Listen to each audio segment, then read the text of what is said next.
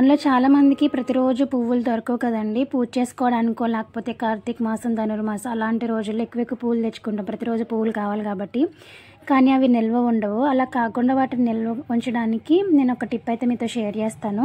ఇలా చేయడం వల్ల ఏంటంటే ఈ పువ్వులు అనేవి వారం నుంచి 10 రోజులు ఫ్రెష్గానే ఉంటాయండి. అంటే మీరు స్టోర్ చేసినప్పుడు ఏ విధంగా అయితే ఉన్నాయో లాస్ట్ డే వరకు కూడా అలాగే ఉంటాయి. అయితే దానికోసం ఏం చేయాలనేది చూపిస్తాను.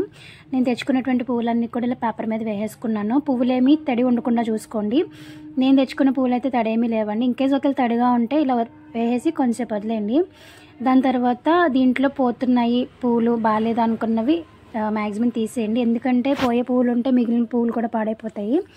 అలా కాకుండా ఇలా ఏదైనా పోయినవి పువ్వులు కుళ్ళిపోయినాయి అనుకున్న ఫ్లవర్స్ అన్నీ తీసేయండి. తెచ్చుకున్నప్పుడే కొంచెం ఫ్రెష్ ఫ్లవర్స్ తెచ్చుకుంటే ఖచ్చితంగా వారం నుంచి 10 రోజులు నిల్వ ఉంటాయండి.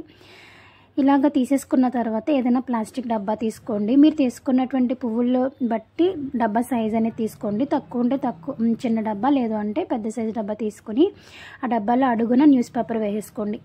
ఏమైనా కొంచెం తేమ ఉన్నా కూడా అది పీల్చేసుకుంటుంది. డబ్బాలో అడుగున పేపర్ వేసేసి దానిపైన నేను ఇక్కడ వీడియోలో చూపిస్తున్న విధంగా పువ్వులు వేసేసుకోండి. అయితే ఏంటంటే పువ్వులు వేసుకోండి కానీ మామూలుగా కూరేసినట్టు కాకుండా కొంచెం లూజ్గా ఉండేలాగా వేసుకోండి. మరీ కూరద్దు. జస్ట్ ఇలాగా నేను వీడియోలో చూపిస్తున్న విధంగా ట్యాప్ చేస్తూ వేయండి అంతే. అన్ని పూలు పట్టేసేలాగా చిన్న డబ్బా తీసుకుని ఎక్కువ పూలు నొక్కేస్తే మళ్ళీ పాడైపోతాయి. అలా కాకుండా ఇలా లూజ్గా ఉండేలాగా వేసుకోండి. మీరు తెచ్చుకున్నటువంటి పువ్వులను బట్టి సైజ్ తీసుకోండి. దాని తర్వాత దీనిపైన కూడా ఇంకొక న్యూస్ పేపర్ పెట్టేసుకుని ఫ్రిడ్జ్లో స్టోర్ చేసుకోవడమే. ఇలా చేయడం వల్ల ఖచ్చితంగా వారం నుంచి 10 రోజులు పువ్వులు అయితే చాలా ఫ్రెష్గా ఉంటాయండి. టిప్ మనలో అందరికీ యూజ్ అవుతుంది. ఎందుకంటే మనం పూజలకు యూజ్ చేస్తూ ఉంటాం కదా. అంటే ఇప్పుడు ధనుర్మాసం నడుస్తుంది, గొబ్బిళ్ళ కోసం తెచ్చుకుంటూ ఉంటాము.